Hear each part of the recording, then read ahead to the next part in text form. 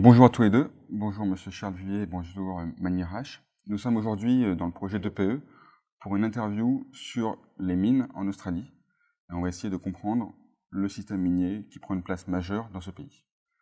Donc on va commencer gentiment. Donc je rappelle, l'interview se fera en français et en anglais. Donc on va switcher entre les deux langues. Et on va commencer rapidement sur une présentation générale de votre cursus. Comment est le contexte minier en Australie? Quelle est sa place dans l'économie nationale? D'accord.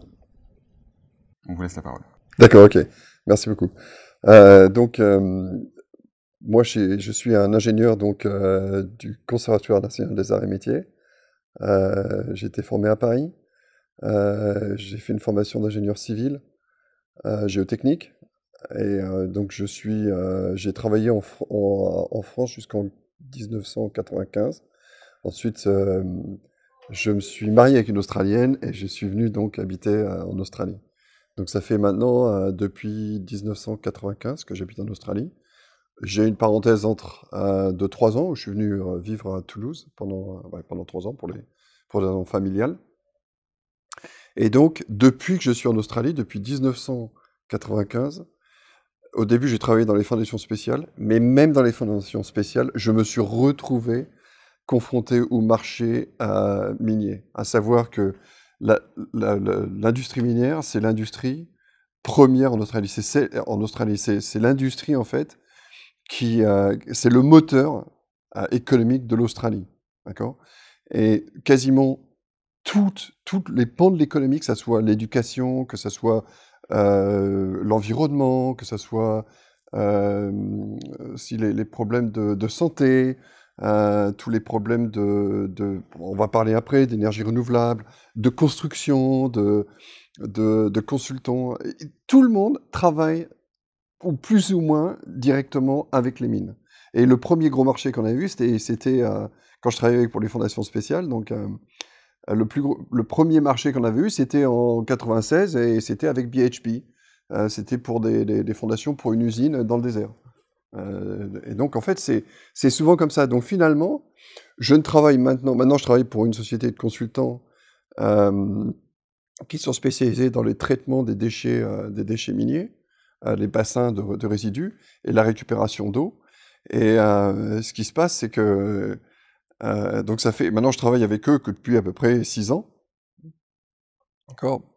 Mais depuis que je suis là, en fait, j'ai toujours travaillé dans les mines. Je me rends compte que finalement, je suis là depuis 1995 et tout le temps, c'était tout le temps lié avec des constructions d'immeubles ou qui sont plus ou moins liés aux mines. Alors bon, c'est vrai tout n'est pas lié aux mines, mais enfin, beaucoup de projets sont liés à ça. Et en réalité, on se rend compte même que l'économie australienne, c'est-à-dire par exemple les infrastructures qui sont construites en ce moment en Australie, ça vient souvent des taxes qui ont été payées par les sociétés minières. Les sociétés minières payent des royalties au gouvernement fédéral qui redistribue ensuite ces richesses aux différents États. Et c'est ça qui fait que ils peuvent se payer un métro, qu'ils peuvent se payer une autoroute, un pont, des infrastructures comme des universités ou des hôpitaux.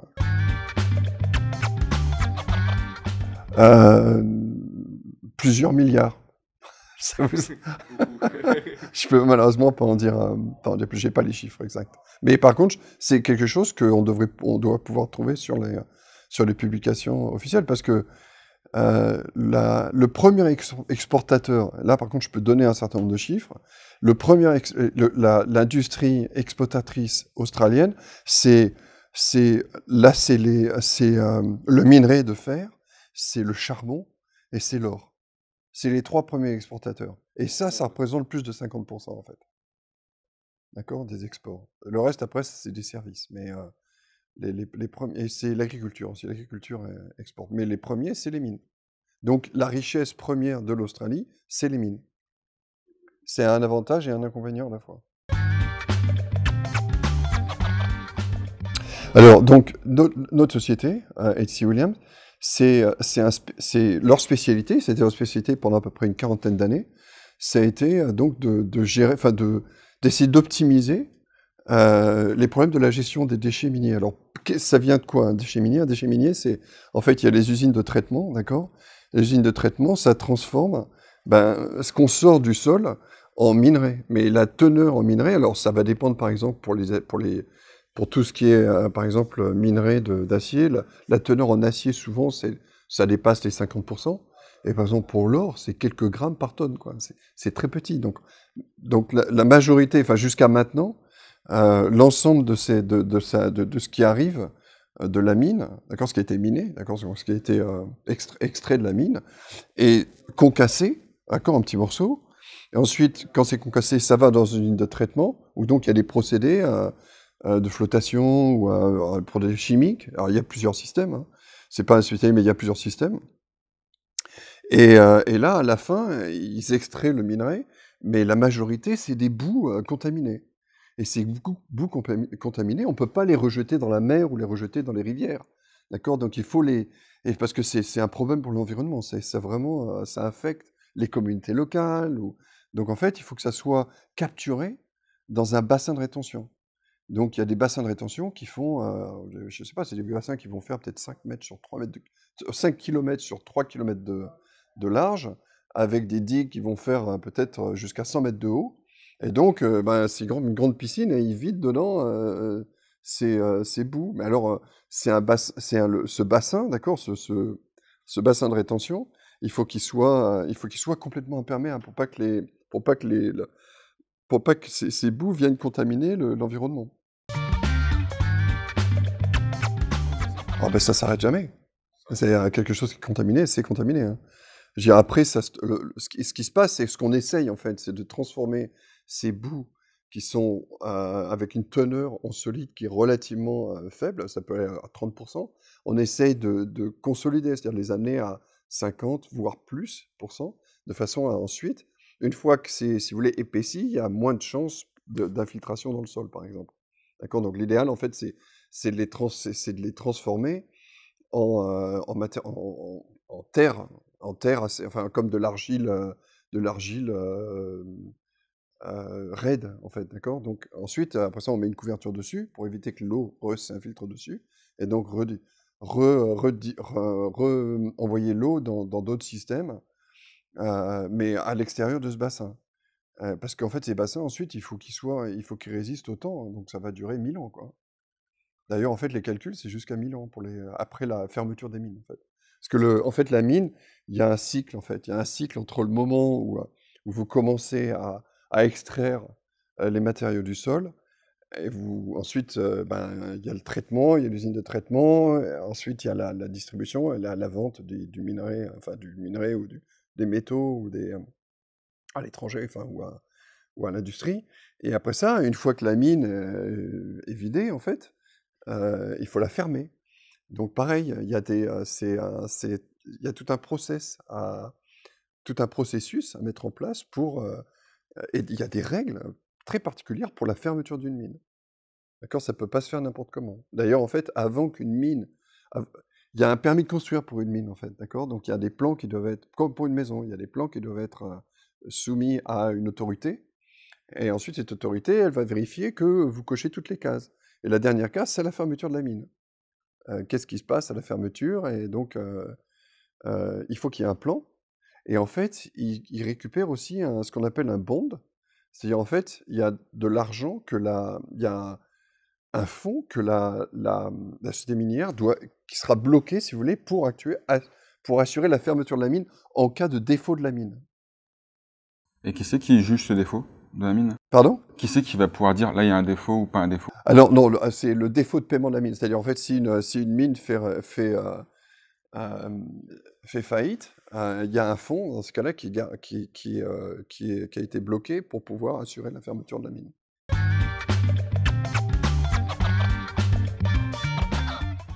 En fait, le il y a effectivement, alors bon, il y a plusieurs secteurs, hein. Les sociétés minières, c'est un peu comme, si vous voulez, Airbus, Thomson, Thales, en France, quoi. Donc c'est des gros acteurs, en fait. C'est des gens qui font vraiment ou comme Veolia ou Suez. Vous voyez, enfin, c'est vraiment les grosses sociétés en Australie, ces sociétés-là. Donc, c'est des gens qui peuvent influencer le gouvernement. En même temps, le gouvernement dépend d'eux pour les taxes. Donc, il y a vraiment... Et en fait, les sociétés minières, ils veulent mettre la pression sur les gouvernements sur le gouvernement australien pour faire ce qu'ils veulent, en fait. Et les gouvernements, en même temps, ils ont une politique à suivre. Et ils ont besoin des revenus des mines. Donc, en fait, il y a une espèce de confrontation en permanence, en fait, entre ces deux, entre le gouvernement et les mines. Donc, je ne sais pas si vous... alors, pour vous expliquer peut-être un petit peu, parce qu'il faut réexpliquer peut-être un petit peu ce qu'est l'industrie minière en Australie. En Australie, je suis désolé, hein, je repars un peu en arrière, mais en fait, on a comme le CAC 40, on a aussi le ASX ici, en fait, et il y a beaucoup de sociétés minières, et donc le poids le plus important des sociétés qui sont cotées en bourse ici, c'est les mines. D'accord? Vous avez les mines et les banques, en gros. Les mines, une société comme par exemple Rio Tinto, c'est à peu près 100 milliards de dollars de capitalisation. BHP, c'est à peu près, je crois que c'est 120 milliards de dollars. Donc c'est des sociétés qui sont aussi grosses que Airbus. Airbus, je crois que c'est 80 milliards de dollars australiens. Donc c'est pour vous donner un ordre de grandeur, quoi. D'accord? C'est des sociétés énormes. Et donc, il y a également beaucoup d'autres petits acteurs. C'est-à-dire, en fait, en Australie, il y a aussi beaucoup de petites sociétés minières qui sont cotées aussi sur le marché en bourse. Il y a environ à peu près 1000. Alors, ça monte ou ça descend. C'est le deuxième marché coté en bourse minier le plus important du monde. Le premier, c'est le Canada. Le deuxième, c'est l'Australie. Le troisième, je crois que c'est l'Angleterre, et après ça, c'est l'Afrique du Sud.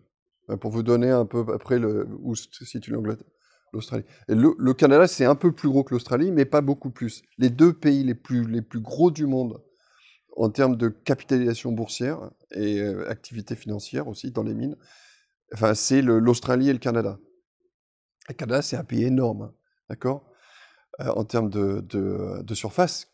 Le Canada également, ok. Mais nous, les conditions, et on a chacun une différence climatique très importante, parce que le Canada, eux, c'est des problèmes hivernaux, en fait, où ils ont des problèmes de neige, des températures qui sont très basses. L'Australie, c'est l'inverse, c'est exactement l'inverse. Eux, c'est plutôt un pays qui est très aride, et c'est un pays c'est un pays aride, et c'est un pays où il y a... pareil, où les infrastructures sont pas forcément très développées, quoi. D'accord? Pareil pour le Canada, en fait. Et donc, en Australie, par contre, ce qui est très intéressant, c'est que le gouvernement, ils ont compris, en fait, que les mines, c'est l'industrie, une industrie importante, et ils ont mis en place, comme le BRGM à l'époque, en France, ils ont mis en place, le BRGM, c'est le Bureau de recherche géologique et minière. Ok? Il y a une époque où la France était une puissance minière, en fait. Et en fait, il y avait un organisme qui s'appelle le BRGM qui récupérait toutes les données de forage qui permettaient et qui faisait des cartes géologiques, en fait. Il faisait des cartes géologiques sur toute la France, mais pas uniquement sur la France, sur l'Afrique aussi, où il permettait de montrer où se trouvait un certain nombre de dépôts ou des concentrations de métaux, en fait. Et en Australie, ils font la même chose. Et en fait, c'est un service gratuit, en fait.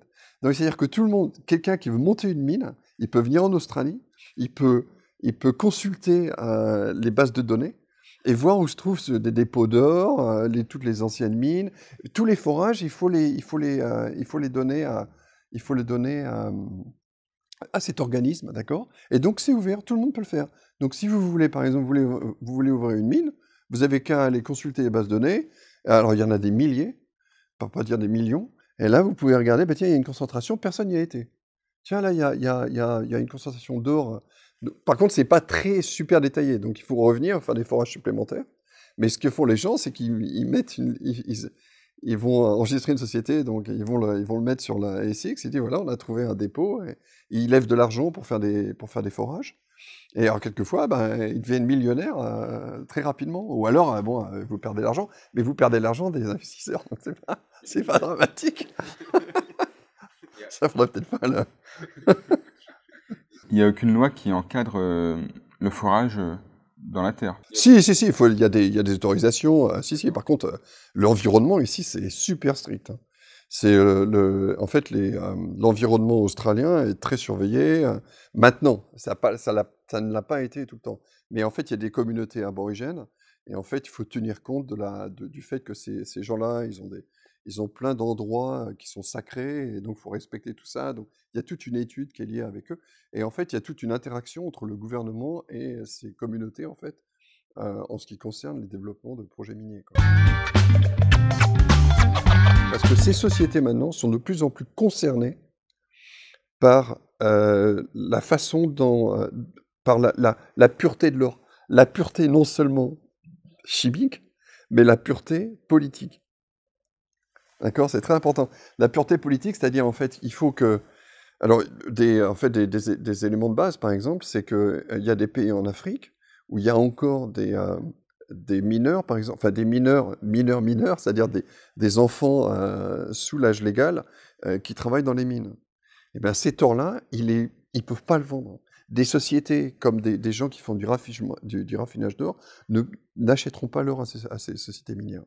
C'est pour ça qu'il y a une pression très importante sur les sociétés minières maintenant pour respecter l'environnement, pour respecter en fait enfin, l'humanité. Pas l'humanité, mais si vous voulez, la population, en fait. Aussi, il faut respecter, on parlait tout à l'heure aussi des communautés aborigènes, il faut respecter ces communautés aborigènes. C'est très important que ces torts soient minés d'une façon responsable. Ah ben, ils n'ont pas le choix, en fait, c'est le marché qui le veut.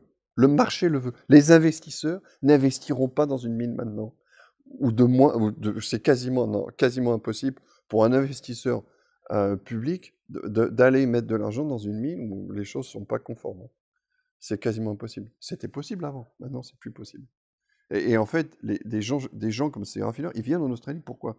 Parce que l'Australie, c'est un pays qui tique toutes les all the boxes pour c'est-à-dire qu'ils respectent l'environnement, ils intègrent l'énergie renouvelable, on en parlait, ok?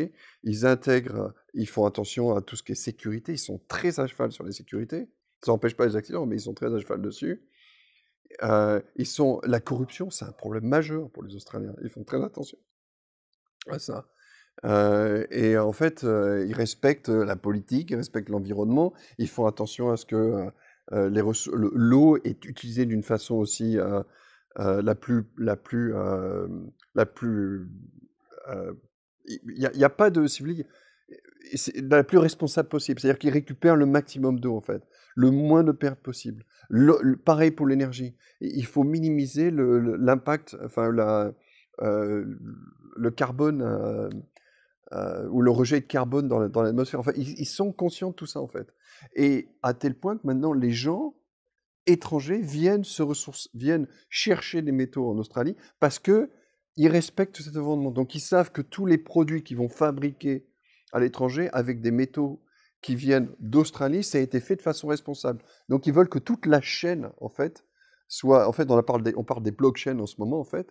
Donc, l'Australie rentre dans ce contexte où on sait que, bon, ben voilà, là, on sait qu'on a des métaux qui ont été minés en Australie, donc en fait, c'est responsable. Donc, on sait que ce qu'on va sortir, des voitures, des avions, des trains, des bateaux, des bijoux, ça a été fait d'une façon responsable. Ça fait partie de toute la chaîne maintenant. Et en fait, la blockchain, en fait, on en parle maintenant, je ne sais pas si c'est le mot en français, en fait, blockchain. La blockchain, maintenant, en fait, il faut que tous les éléments, il ne faut pas qu'il y ait un élément qui manque. Il faut que tous les éléments soient traçables, en fait. Donc maintenant, on est capable de tracer d'où vient l'or, en fait, comment il a été miné, en fait. C'est ce qu'on arrive. C'est pour ça que maintenant, les investisseurs, ils sont sensibles, mais également les acheteurs, ils sont très sensibles. C'est ce qui donne la valeur, en fait, même du produit. Vous avez utilisé plusieurs fois le mot responsable. Vous pouvez donner votre définition de ce mot-là? Qu'est-ce que ça renvoie pour vous, ce mot? Alors, le responsable, c'est-à-dire, en fait, il y a des guides qui ont été développés en Australie, ok, pour respecter l'environnement, mais respecter... bon, l'environnement, c'est très large, en fait. L'environnement, c'est respecter les communautés locales, c'est respecter euh, la nature localement, c'est respecter les nappes phréatiques, c'est respecter le rejet du charbon enfin du carbone, du dioxyde dans l'air.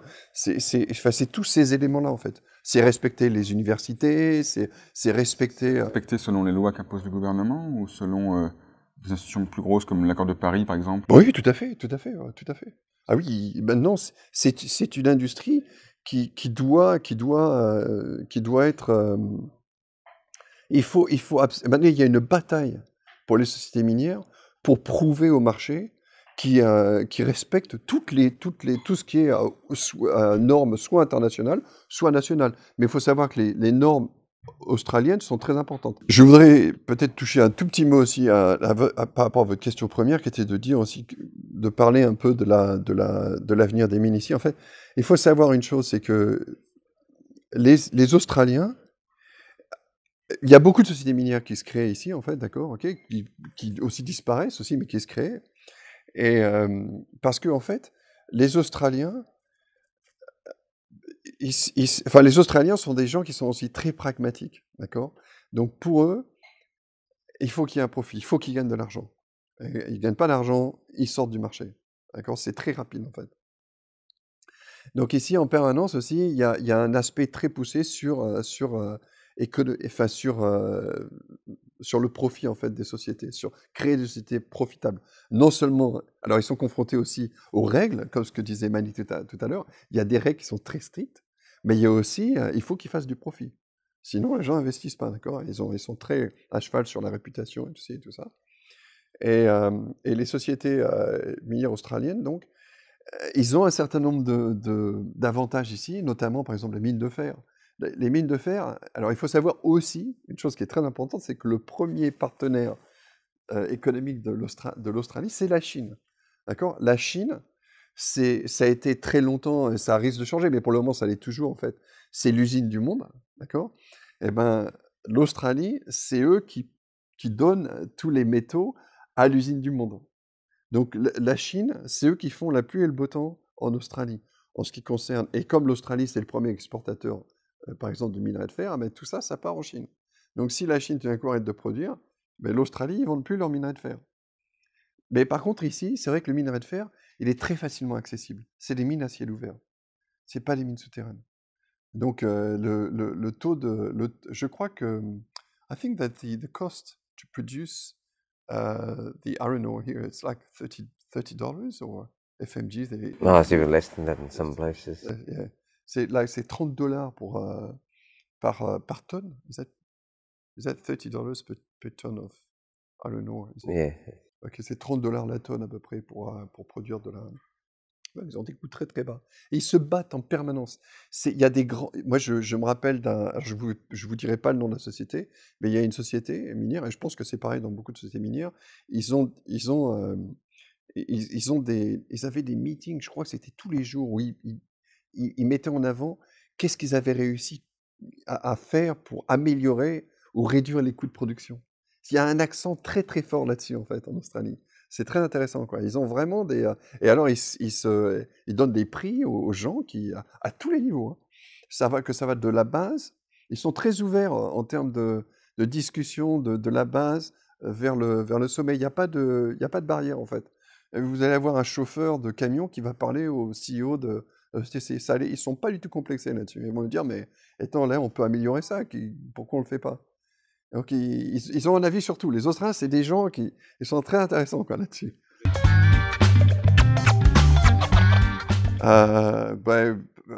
Oui, enfin, il y a des exemples, il y en a plein en fait.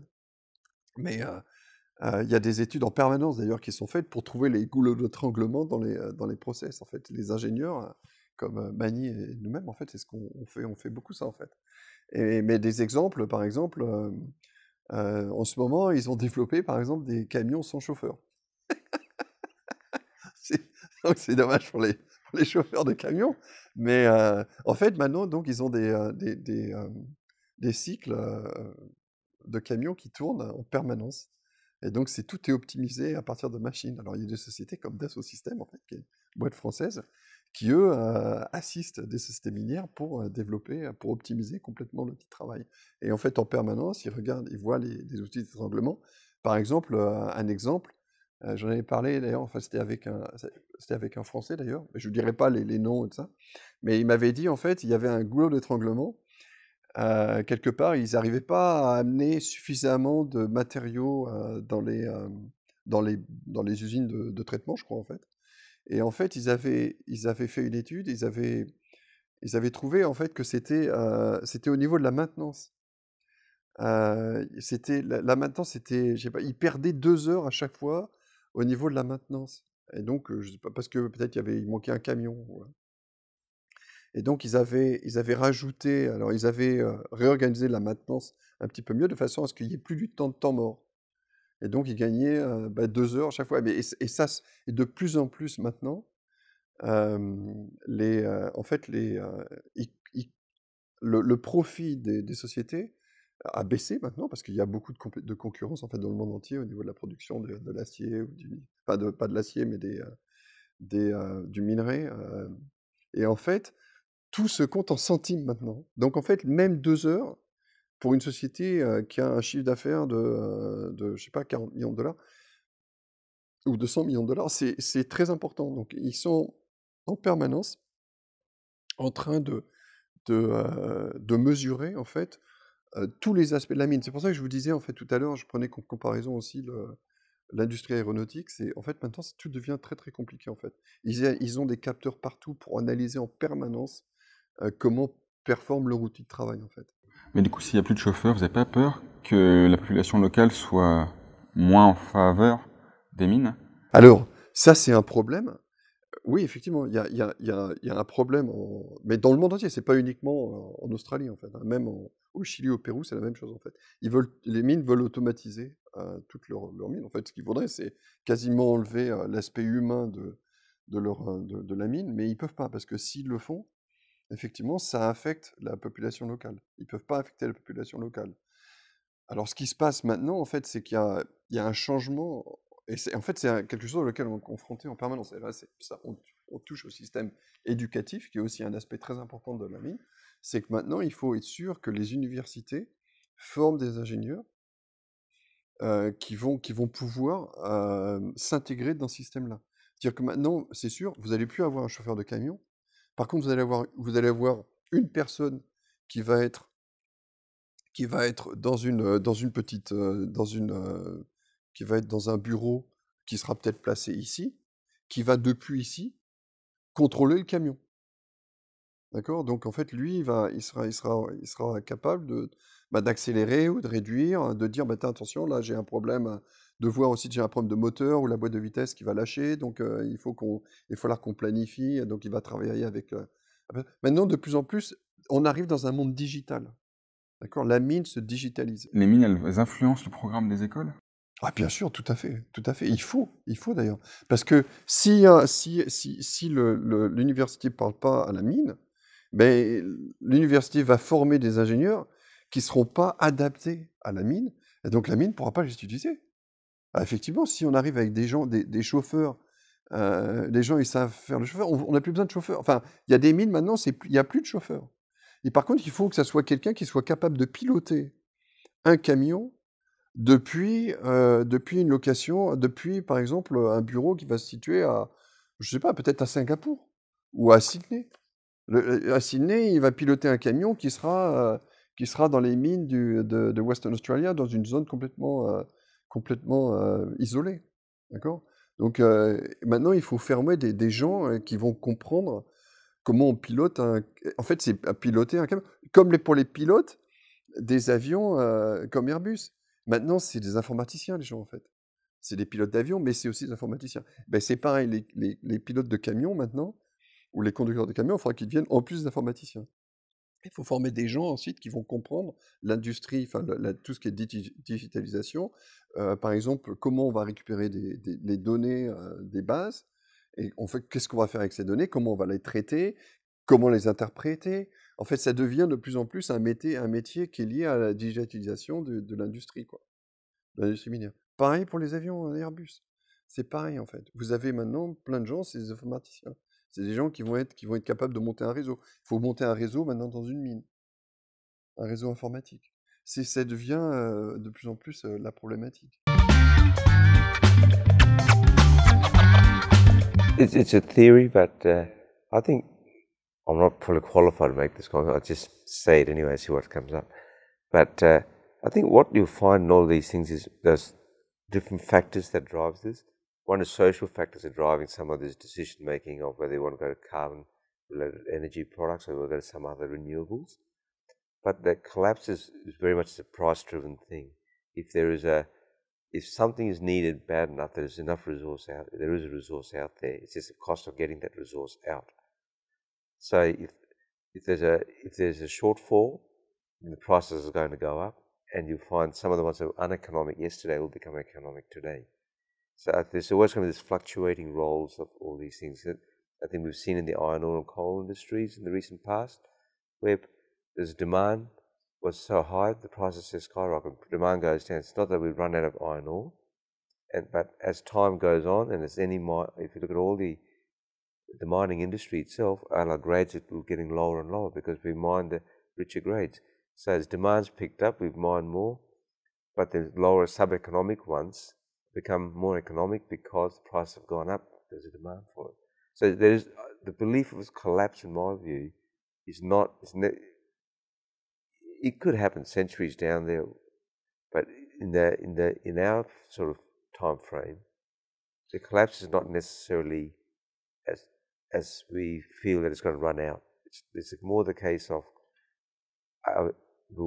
more things will come back into the reserves. I think if you go back in for 30 years ago, we all thought iron ore, the amount of resource of for oil, we thought was a limited supply. Now, as prices have gone up, there's still as many barrels that are in the resource base of all the oil companies as there was 30 years ago. And going forward, that'll be the same thing, but now they're going deeper, and they're getting technologies to make that more and more affordable, more and more economically feasible. So it's always a catch-up game and a balancing game that goes with it. So I don't put the idea of it just total collapse. It's a interim period, but it's not a long-term sustainable option. Alors, il faut savoir une chose, c'est en ce moment, les progrès technologiques accélèrent en fait. D'accord? Donc, d'après ce que j'ai compris, c'est que dans les prochaines 5 années, on aura autant de progrès que ce qui s'est passé durant les 30 dernières années. D'accord? Donc, il y a une accélération. Donc, il y a des innovations qui arrivent très, très, très vite en ce moment. Donc, il y a un marché qui est très, très actif, très dynamique. D'accord? Donc, en ce moment, dans les énergies renouvelables, d'accord, il y a beaucoup de progrès qui sont faits, notamment le rendement des cellules solaires, par exemple. D'accord? Je crois que c'était de l'ordre de 19%, et c'est en train de monter. Vous pouvez me dire, maintenant, il y a des cellules solaires, je crois, avec des rendements qui arrivent à 40%. Ce serait une grosse innovation. D'accord. Donc, en fait, si on arrive à des cellules solaires qui arrivent à, je sais pas, peut-être 60, 70%, alors là, vous arrivez à traiter beaucoup plus d'énergie. Le rendement de ce qui est installé sera beaucoup plus rentable. Pour le moment, on est encore aux prémices. Hein. Probablement l'énergie renouvelable la plus efficace en ce moment, c'est probablement l'énergie hydroélectrique, en fait. Mais elle est peut-être sous-utilisée, parce qu'on en parlait tout à l'heure, par exemple, il y a plein des déplacements de fluides, il y en a plein partout, en fait. Donc si on peut arriver à générer, à transformer ces énergies en énergie renouvelable, en fait, c'est une dynamo, en fait. Hein, après, je pense qu'on va... je pense qu'on fera quelque chose. Et puis, d'autre part, il y a maintenant... effectivement, il y a tout ce qui est véhicules, maintenant, de plus en plus. La proportion des véhicules électriques a une place de plus en plus importante dans l'industrie et va augmenter énormément. Pour le moment, on est à même pas 10%, je crois. Mais on va arriver, je crois on va arriver peut-être à 20% dans les années 2030. Et ça va aller en s'accélérant, en fait. Donc, il y a plein d'innovations qui se font dans le domaine du stockage d'énergie.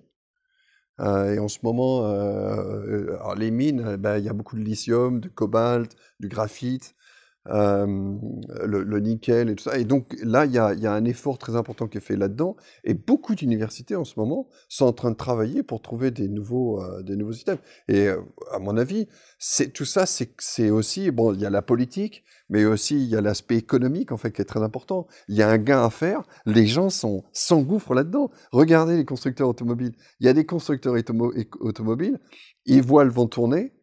Tout le monde, enfin, il y a des sociétés comme Volvo, en fait. Eux, à partir de 2019, je crois qu'ils ne produiront plus de véhicules à moteur thermique. Ce sera tout électrique. Mais ça, c'est le marché qui va amener là-dedans, qui va nous amener là-dedans. Je pense qu'un jour, vous allez voir des avions électriques, hein.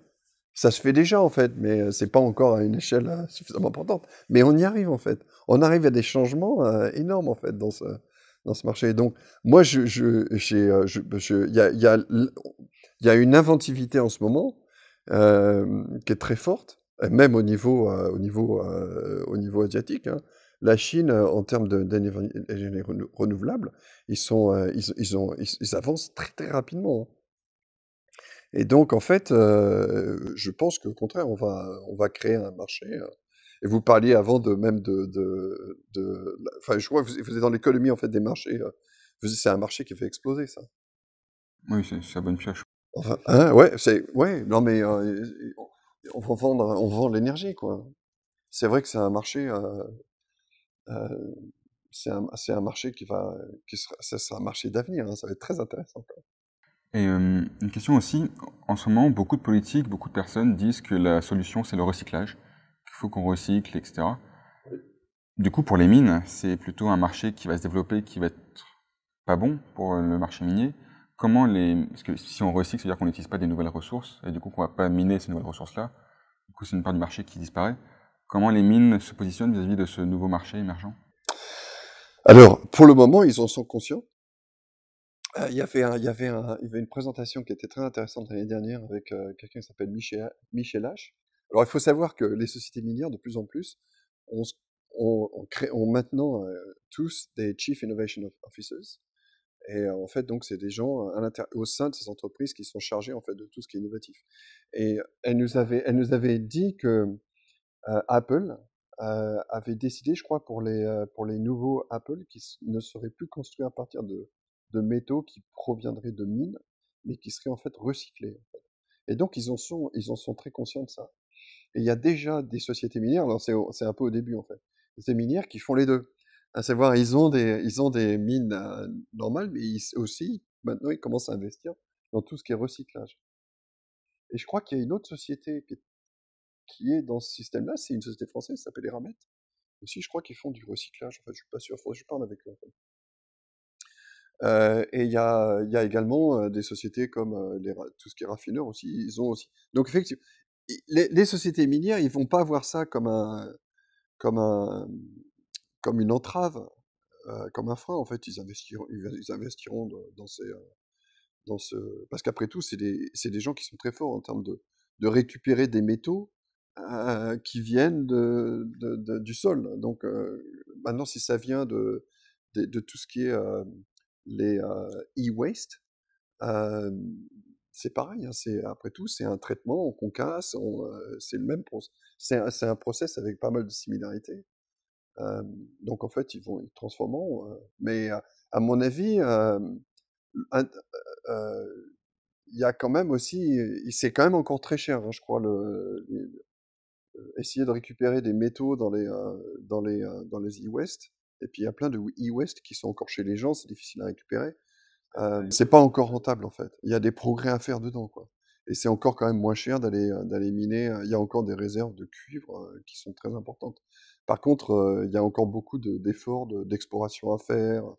Mais c'est un métier. Enfin, il y en a encore pour quelques dizaines d'années, hein. Ils ont encore pas mal de temps devant eux. Mais effectivement, il y aura une transformation qui se fera. Mais à mon avis, là, c'est des sociétés en permanence, comme ils sont axés sur le profit, s'ils voient... D'ailleurs, en fait, c'est des sociétés qui sont parties, qui ont investi dans plein de choses nouvelles. Ils ont été... BHP, ils ont investi aussi dans tout ce qui est pétrole. Ils en sont venus. Peut-être que s'il y a besoin d'investir dans les usines dans le développement d'usines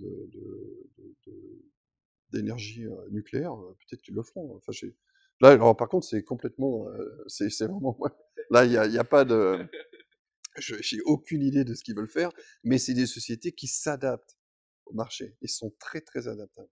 Donc, parce que la rentabilité, c'est toujours un critère très important pour eux. Du coup, à chaque fin d'interview, on fait une question des enfants. En fait, on a un CAP, une école primaire en partenariat, et ils nous posent des questions directement qu'on pose sans modifier. Donc aujourd'hui, c'est la question de Jade en première année de CAP. Et le but de cette démarche, c'est de vulgariser la réponse comme si en fait Jade était là. Donc, comme si vous répondiez à Jade. D'accord, d'accord. Donc la question, Bonjour, Jade. la question est la suivante. Est-ce que certains pays du monde posséderont toujours certaines énergies alors que celles-ci seront déjà disparues dans d'autres pays? Bien sûr, c'est déjà le cas en fait. Il y a des pays qui utilisent toujours le charbon, alors qu'il y a beaucoup de pays qui ne l'utilisent plus et qui ne veulent plus l'utiliser. Alors c'est pas qu'ils ne l'ont pas, mais c'est qu'ils ne veulent plus l'utiliser. Vous avez la même chose pour le pétrole. Il y a des pays qui, pour des raisons de coût aussi, enfin, mais pour aussi des raisons de rejet de carbone dans l'atmosphère. Il y a des pays ensuite qui ont de l'énergie, par exemple comme en France, vous avez beaucoup d'eau, en fait, vous avez des montagnes, donc vous pouvez utiliser l'hydroélectricité. Il y a des pays où l'hydroélectricité, ça n'existe pas beaucoup. Hein. Il y a des pays en Afrique, ça n'existe pas, hein, parce qu'il n'y a pas d'eau. Il y a pareil pour l'énergie éolienne, il y a des pays où il faut des espèces de couloirs, en fait, pour pouvoir avoir des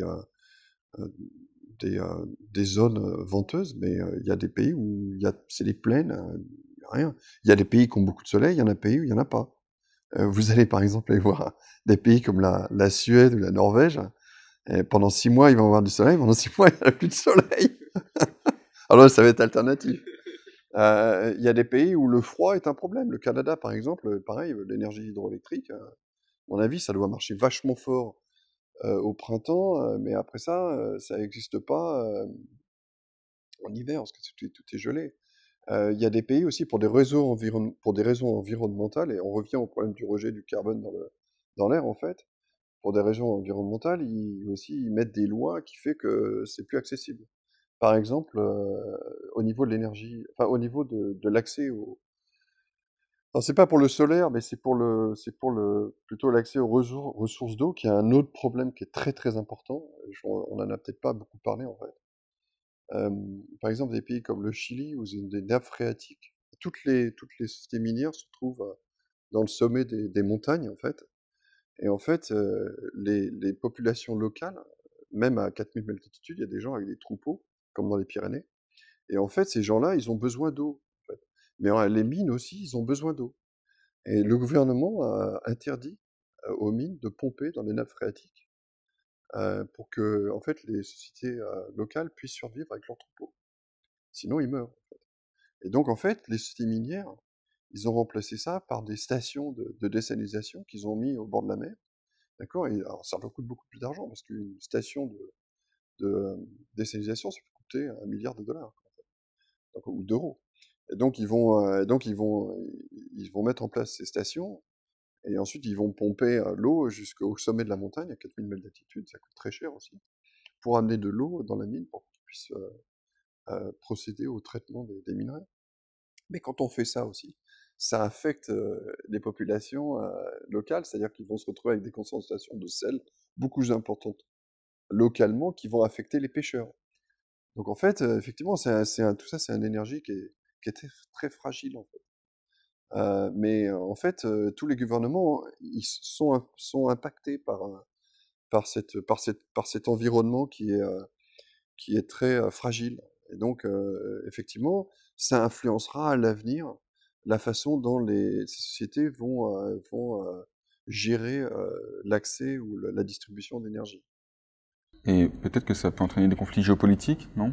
Ah, complètement, parce que de plus en plus maintenant, il y aura une gestion, par exemple, de l'eau qui sera au niveau global. Donc en fait, on va voir de plus en plus effectivement des pays qui vont dire mais moi j'ai besoin d'eau, il y a de l'eau dans votre pays à côté alors que vous avez trop d'eau. C'est le cas par exemple en Australie, vous avez le nord de l'Australie qui a des excès d'eau et le centre de l'Australie qui a un déficit d'eau. Donc en fait ce qu'il faudrait c'est être capable de les gérer ensemble, mais il y a des coûts et du coup si par exemple alors c'est un exemple hein, qu'on pourrait ramener à l'exemple du monde hein, parce que c'est vrai qu'il y a des zones quand on regarde la distribution de l'ensoleillement, de l'eau, en fait, dans le monde entier, c'est pas égal, en fait. Il y a des inégalités très importantes.